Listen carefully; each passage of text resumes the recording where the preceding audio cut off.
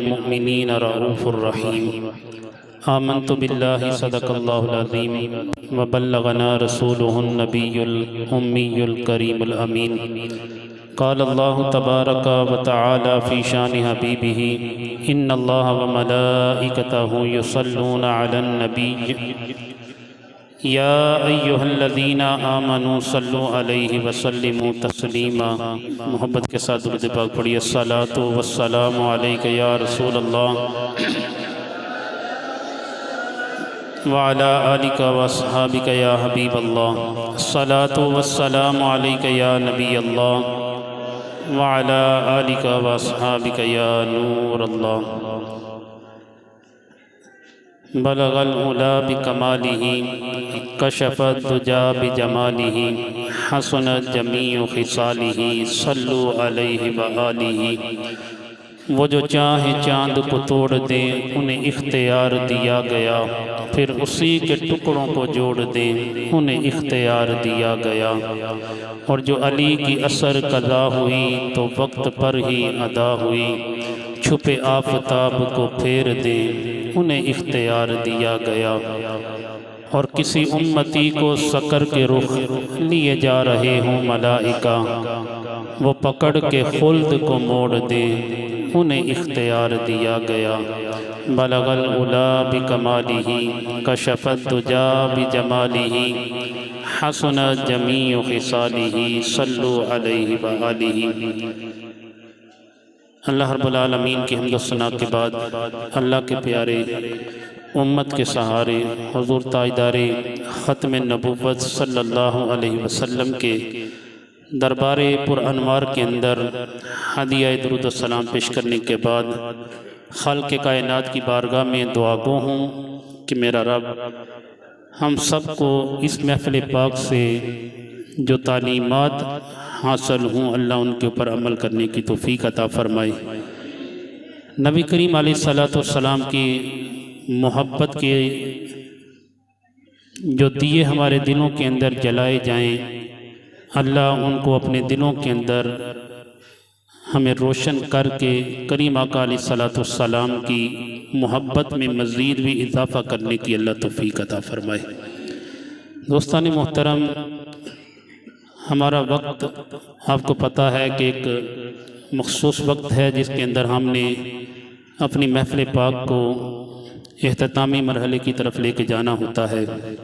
लेकिन बाद औक़ात ऐसे हो जाता है कि कुछ वक्त हमारे लिए थोड़ा सा ऊपर लेके जाना मजबूरी बन जाती है।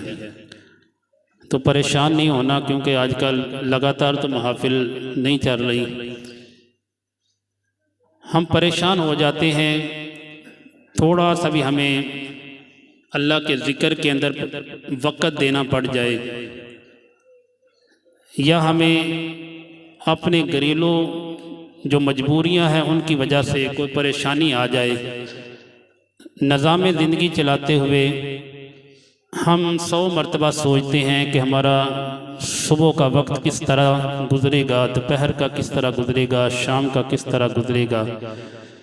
इतनी हम गौर व फिक्र के साथ सुबह की तैयारी के लिए रात को सोते हैं कि सुबह नाश्ता किस के साथ करना है, बच्चों का टिफ़िन कैसे तैयार करना है, दोपहर का खाना क्या बनाना है और क्या क्या लेके आना है। सारे ख्यालात हमारे जहन के अंदर होते हैं, लेकिन कभी हमने अपने नबी की सीरत को पढ़ने के लिए कोशिश नहीं की कि हमारे नबी की सीरत क्या है। नबी करीम अलैहिस्सलातु वस्सलाम की ज़िंदगी को पढ़ने की हमने कभी कोशिश ही नहीं की, ना इरादा किया है। बहुत थोड़े लोग हैं जो ये ख्याल रखते हैं अपने जहन के अंदर कि हुजूर की ज़िंदगी के बारे में हमें बताया जाए कि हमारे आका ने किस तरह ज़िंदगी गुजारी है। हमारी अपनी परेशानियां ख़त्म नहीं होती। अगर कोई बीमार है तो अपनी बीमारी का रोना रोते हुए ना अल्लाह के ज़िक्र की तरफ आता है, ना नमाज की तरफ आता है, ना ही कोई नेकी के कामों की तरफ रग़बत रखता है। हमारा गिला करते करते दिन गुज़र जाता है और ताश की महफ़िलों में बैठे बैठे दिन गुज़र जाता है, हुक्के की महफ़िल में दिन गुज़र जाता है। हमें ज़रा भी परवाह नहीं होती कि हम बीमारी में मुब्तला हैं, हमें परेशानी आई हुई है, तो हम अपने रब को याद करें, अपने रब का नाम लें तो हमारी मुसीबतें भी दूर हो जाएंगी, हमारी परेशानियां भी दूर हो जाएंगी। लेकिन हम अपने आप को इस बात पे फ़ख्र महसूस करते हुए लोगों के सामने पेश करते हैं कि यार मैं नमाज इसलिए नहीं पढ़ता, मैं मस्जिद में इसलिए नहीं जाता कि मेरे पेट में दर्द है, मेरे कपड़े साफ़ नहीं रहते, मुझे फ़लाँ बीमारी है, मुझसे झुका नहीं जाता। ये सारे हमारे अपने ही निकाले हुए बहाने हैं, मगर ना दीन के अंदर तो बड़ी नरमी है। जिस अंदाज में भी अल्लाह की बारगाह में हाज़िर हो जाएं हमारा रब कबूल फरमाता है। सफाई होनी चाहिए। नमाज अगर हम खड़े होकर नहीं पढ़ सकते तो बैठ के नहीं पढ़ सकते तो लेट के भी नहीं पढ़ सकते तो इशारे के साथ। तो ये सारी हमारी अपनी मजबूरियां हैं जो हमने बनाई हुई हैं। हज़रत मियाँ मीर रहमतुल्लाह ताला अलैह लाहौर के अंदर बहुत बड़े बुज़ुर्ग गुज़रे हैं, हज़रत मियाँ मीर रहमतुल्लाह ताला अलैह। उनके बारे में आता है कि उनकी हालत ये थी कि उनकी ज़ुबान कुन फ़याकून के सांचे में डली हुई थी। कुन फ़याकून का मतलब क्या है कि जो कहते थे वो हो जाता था। लेकिन अपने माँ की अकलौती औलाद थी हज़रत मियाँ मीर रहमतुल्लाह अलैह, अल्लाह के वली हैं। जब सुबह का वक्त होता है तो 100 की तादाद में औरतें भी इकट्ठी होती हैं एक साइड पे और मर्द भी इकट्ठे होते हैं अपनी परेशानियों का इजहार करने के लिए कि हमारे लिए दुआ कर दे, हमें दम कर दे। तो हज़रत मियाँ मीर रहमतुल्लाह अलैह उनके लिए दुआ करते अल्लाह की बारगाह में, अल्लाह उनकी परेशानियाँ दूर कर देता, अल्लाह उनके मसाइल को हल फरमा देता।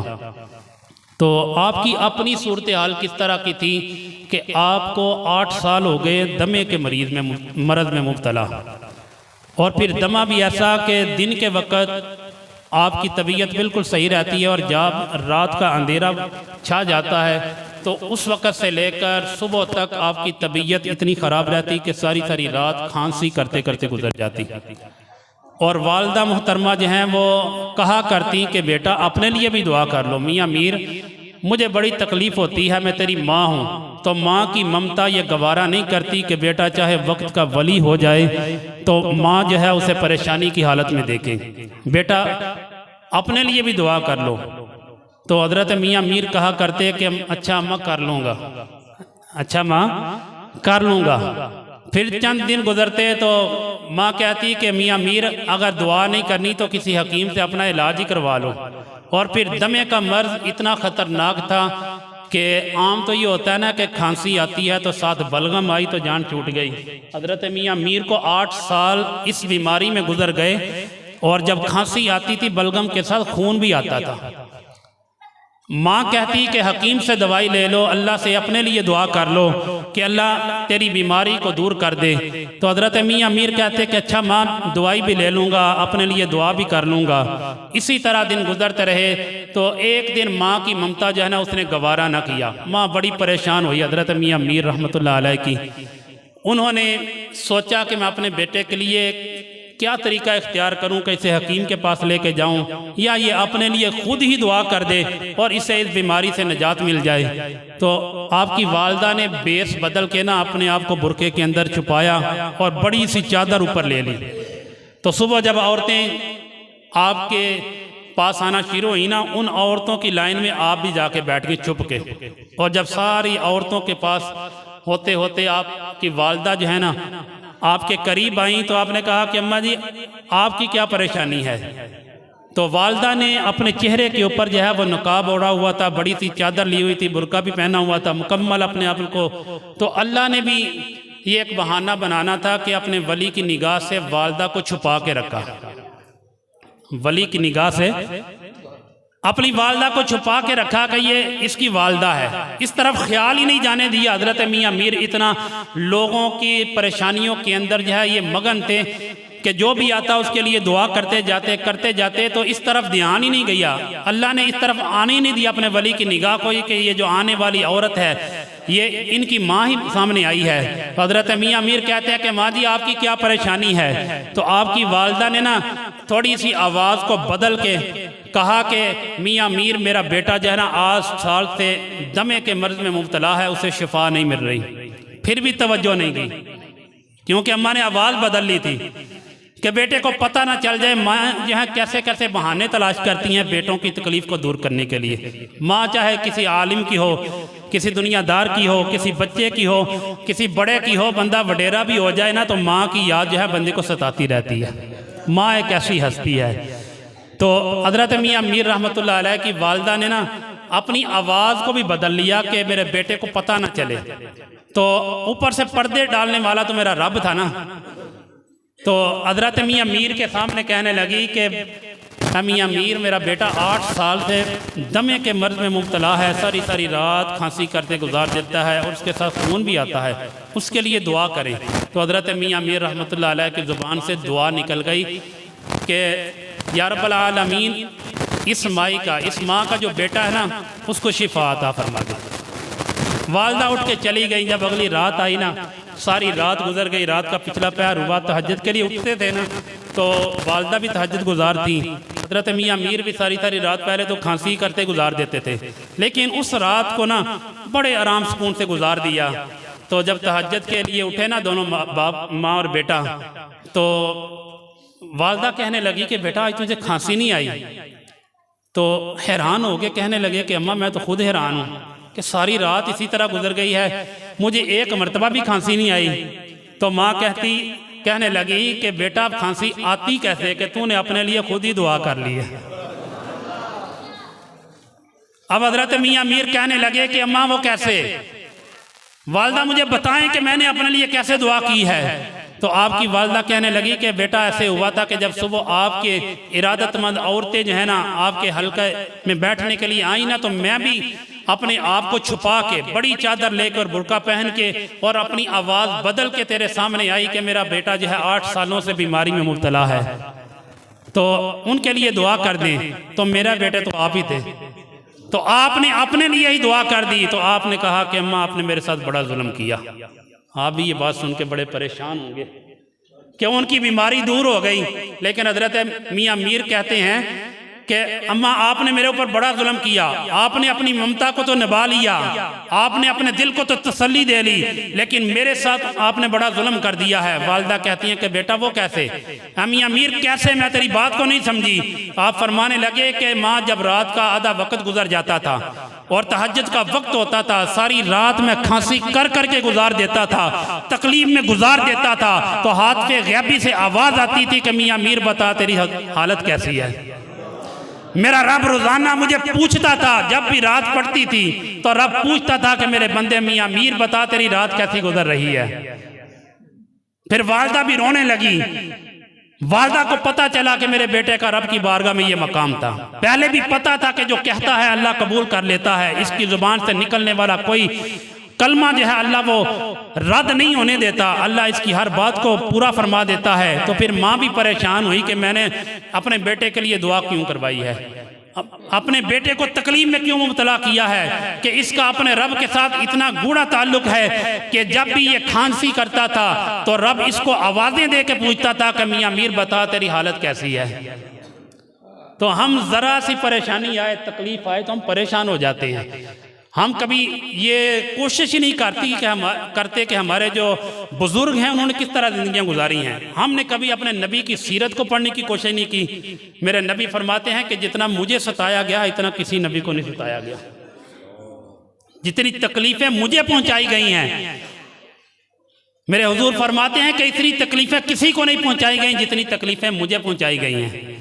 आज हमने अपने नबी की सीरत को पढ़ना छोड़ दिया और जो गैर हैं वो नबी की सीरत के मुताला कर करके वो मुसलमान होना शुरू हो चुके हैं। हॉलैंड का एक सियासतदान है जिसका नाम है वैन वेल्डर। क्या नाम है? गूगल के ऊपर सर्च करें ना, आपको उसका सारा बायोडाटा मिल जाएगा।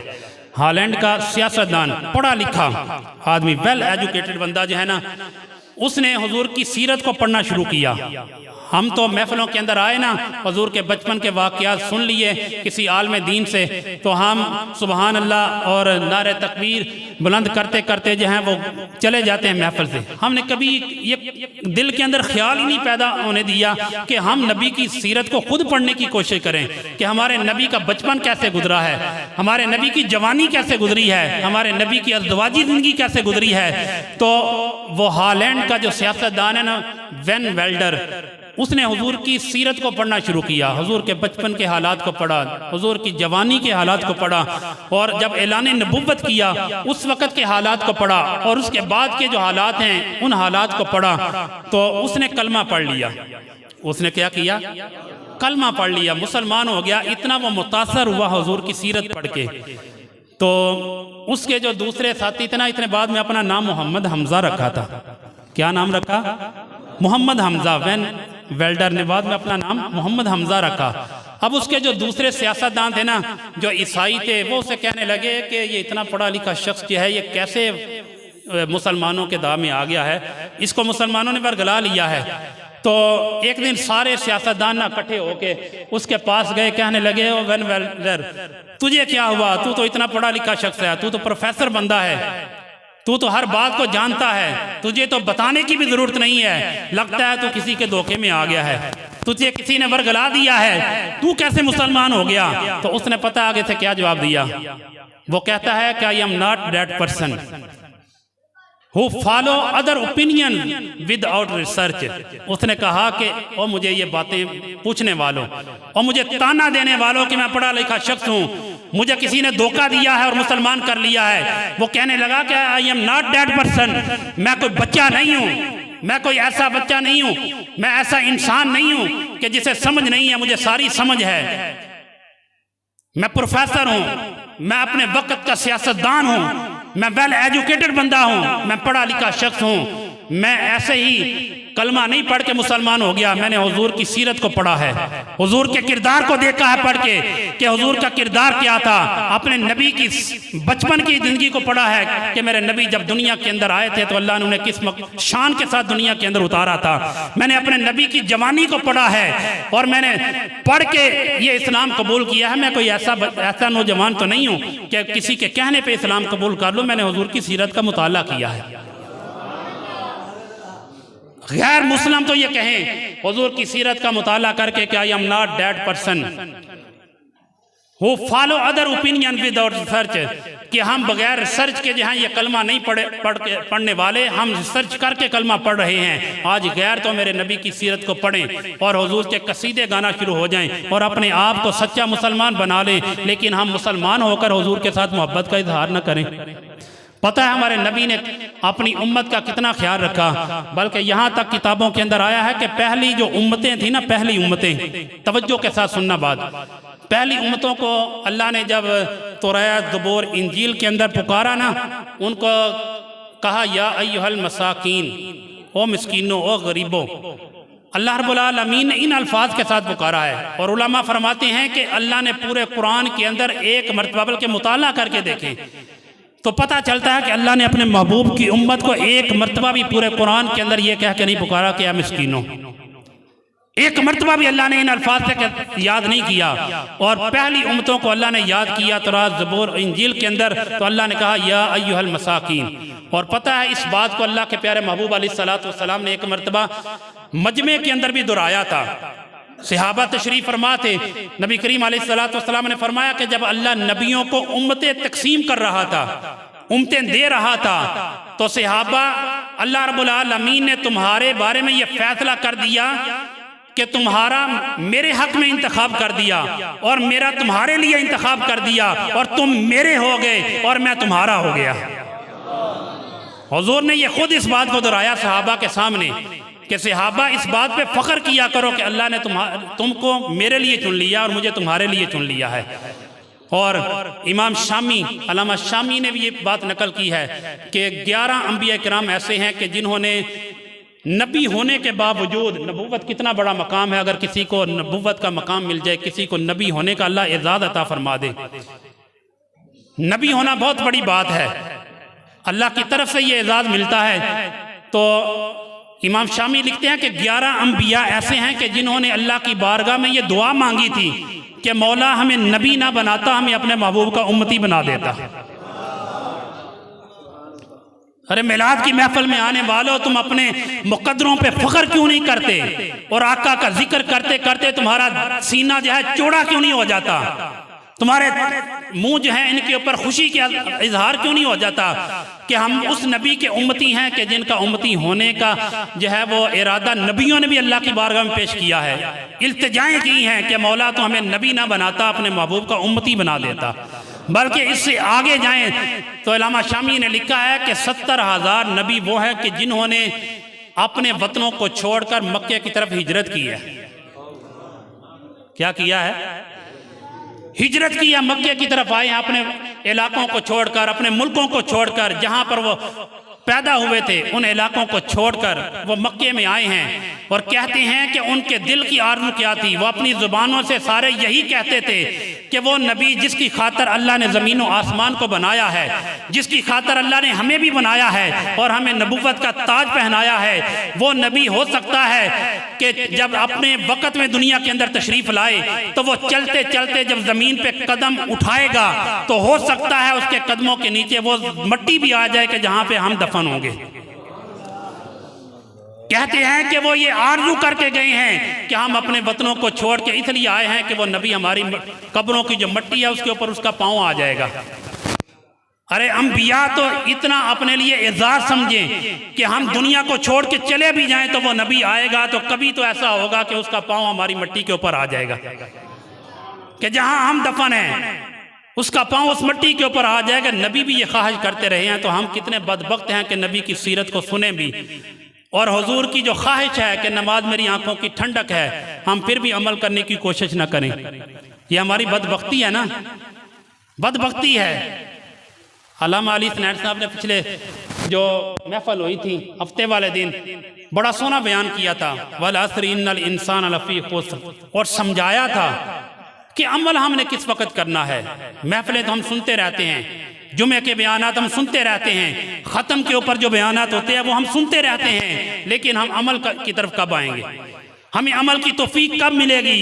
अंबिया भी ये ख्वाहिश करके गए हैं कि अल्लाह हमें उस नबी का उम्मती बना देता तो ये हमारे लिए बड़ा एजाज़ था, लेकिन हम उम्मती होकर हुजूर के साथ सिर्फ ज़ुबानी मोहब्बत का इजहार कर रहे हैं, अमली तौर पर हुजूर से मोहब्बत का इजहार करने की तरफ आते ही नहीं है, कोशिश ही नहीं करते। नबी करीम अलैहिस्सलातु वस्सलाम ने फरमाया, मेरे आका पहले ये सारी खबरें दे के गए हैं। हुजूर फरमाते हैं कि ये जो हजर अस्वद है ना, ये भी लोगों की शिफात के लिए अल्लाह की बारगाह में हाजिर हो जाएगा। अल्लाह ये मकाम हजर अस्वद को अता फरमाएगा कि जिसने इसको बोसा दिया है, इसकी तरफ हाथ उठा के इस्तिलाम किया है, तो दूर से भी इशारा कर लिया है। तो नबी करीम अलैहिस्सलातु वस्सलाम ने फरमाया, मैदान महशर में यह हजर अस्वद जो है ये भी अल्लाह की बारगाह में बंदों की सिफारिश करेगा। और मेरे हुजूर फरमाते हैं कि ये जो अल्लाह का घर है काबतुल्लाह, ये भी अल्लाह की बारगाह में सिफारिश करेगा। अल्लाह क़यामत वाले दिन काबतुल्लाह को ये इख्तियार देगा कि अल्लाह की बारगाह में ये सिफारिश करने के लिए हाज़िर होगा। तो हुजूर फरमाते हैं कि मैं काबा से पूछूंगा कि काबे आज तू किस तरफ घूम रहा है, आज तुझे क्या परेशानी है, तो अपनी जगह को छोड़ के आ गया है। तो काबा कहेगा कि अल्लाह ने मुझे आज ये इख्तियार दिया है, अल्लाह ने मुझे कहा है कि ऐ मेरे घर आज तुझे खुली इजाजत है कि जिसने तेरी जियारत की है, जिसने तेरे तवाफ किए हैं, आज मैदान महशर से उसे निकाल कर जन्नत की तरफ लेके चला जा। तो नबी करीम अलैहिस्सलातु वस्सलाम फरमाते हैं कि मैंने काबे से कहा कि काबे तू उनको लेके जाएगा कि जो तेरी जियारत के लिए आ गए, जिनके पास पैसा था, जिनके पास मालो दौलत था, जो दौलतमंद थे, जो अमीर थे, वो तो तेरी जियारत के लिए अपने घर से चल के आ गए, तेरा तवाफ करते रहे, तुझे अपनी आंखों से देखते रहे। नबी करीम अलैहिस्सलातु वस्सलाम ने फरमाया कि वो जो हरम की सरजमीन है ना, वहाँ पे अल्लाह ने इतनी बरकतें रखी हैं कि 120 रहमतें रोज़ाना नाज़िल होती हैं वहाँ पे, और सिर्फ 20 रहमतें उस शख्स के ऊपर नाज़िल होती हैं जो ना नमाज पढ़ रहा होता है, ना तवाफ़ कर रहा होता है, कुछ भी नहीं कर रहा, बस बैठा है, मुंह नहीं हिला रहा, जुबान को हरकत भी नहीं दे रहा, बस काबे को तकता जा रहा है। 20 रहमतें अल्लाह की उस बंदे के ऊपर भी नाज़िल होती हैं। तो नबी करीम अलैहिस्सलातु वस्सलाम ने फरमाया कि काबा तू उनकी सिफारिश करेगा, मैदान महशर से निकाल के उनको जन्नत की तरफ लेके जाएगा कि जिन्होंने तुझे देखा है, जिन्होंने तेरे तवाफ़ किए हैं, जो तेरे करीब आके अल्लाह की बंदगी करते रहे हैं, तो उनकी सिफारिश करेगा। तो जो मेरे गरीब उम्मती हैं उनकी सिफारिश कौन करेगा? तो काबा अर्ज करेगा कि अल्लाह के महबूब, अल्लाह ने मुझे इतना ही इख्तियार दिया है, अल्लाह ने मुझे इस तरह इख्तियार दिया है। तो नबी करीम अलैहिस्सलाम काबे को मुखातब करके कहते हैं कि काबे तू गवाह हो जा कि क़यामत वाले दिन जब अल्लाह तुझे ये एजाज़ देगा कि तू उनकी सिफारिश करेगा जिन्होंने तुझे देखा होगा, जो तेरे गिर्द जो है तवाफ करते होंगे, जो अमीर लोग हैं, जो अपने माल और दौलत की वजह से सफ़र करके तेरे पास पहुंच के तो उनकी सिफारिश करेगा। ऐ काबे तू गवाह हो जा कि मैं अपने हर उस उम्मती की सिफारिश करूंगा जो मेरे साथ मोहब्बत करने वाला है। तो हम यहाँ बैठकर हाजी मुराद साहब के घर में बैठकर क्या कर रहे हैं? हुजूर से मोहब्बत का इजहार कर रहे हैं। ये कह रहे हैं कि सबसे औला वाला, सबसे बाला वाला, और क्या खबर कितने तारे खिले छुप गए पर न डूबे न डूबा, करने बदली रसूलों की होती रही, चांद बदली का निकला, हमारा नबी सबसे आला व आला।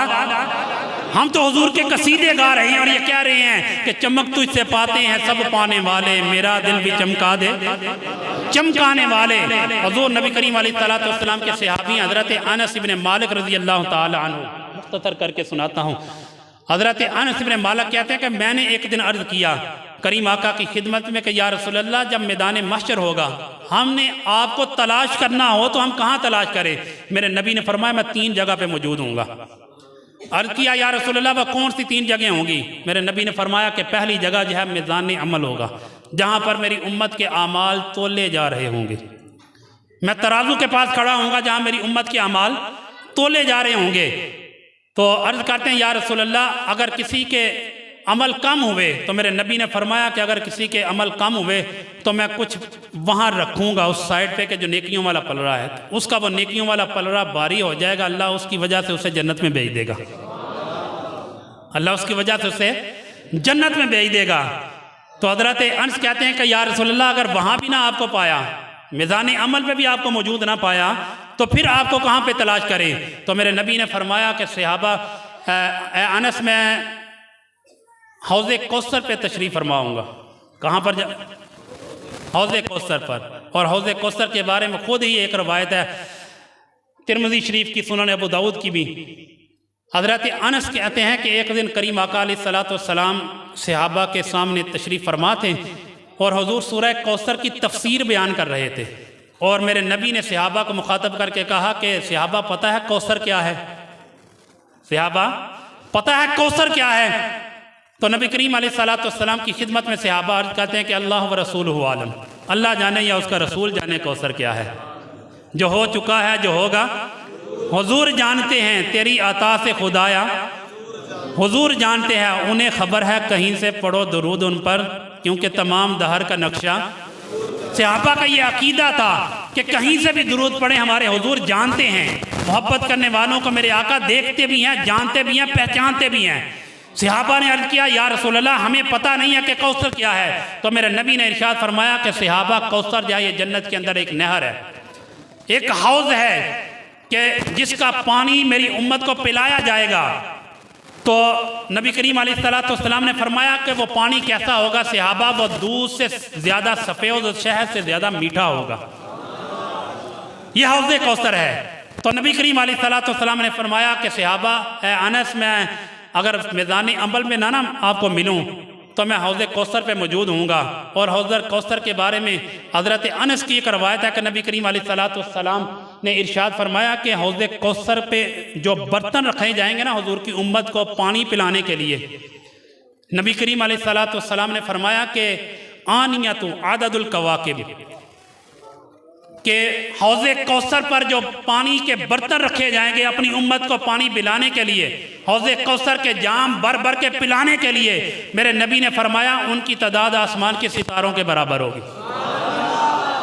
और हज़रत अबू ज़र कहते हैं कि नबी करीम अलैहिस्सलाम ने फरमाया, हज़रत अबू ज़र कहते हैं कि करीम आका ने फरमाया कि हौज़े कौसर पर जो पानी पिलाने वाले बर्तन रखे जाएंगे वो आसमान के सितारों और सैयारों से भी ज़्यादा होंगे। कितनी सोनी बातें हैं। अब कलेजे को ठंड नहीं पड़ रही, मुझे तो बड़ा चैन आ रहा है। मैंने अभी पढ़ी थी ना जब मगरिब के बाद, मेरे दिल को बड़ा सुकून आया। मैंने कहा ये ज़रूर सुनाऊंगा, ये ज़रूर सुनाऊंगा अपने मोहब्बत करने वालों को, करीम आका से मोहब्बत करने वालों को ये पैगाम ज़रूर पहुँचाऊँगा कि हज़रत अबू ज़र कहते हैं कि करीम आका ने फरमाया कि वो बर्तन हैं जिनके साथ मैं अपनी उम्मत को पानी पिलाऊंगा वो आसमान के ऊपर चमकने वाले सितारों और सैयारों से भी ज़्यादा होंगे।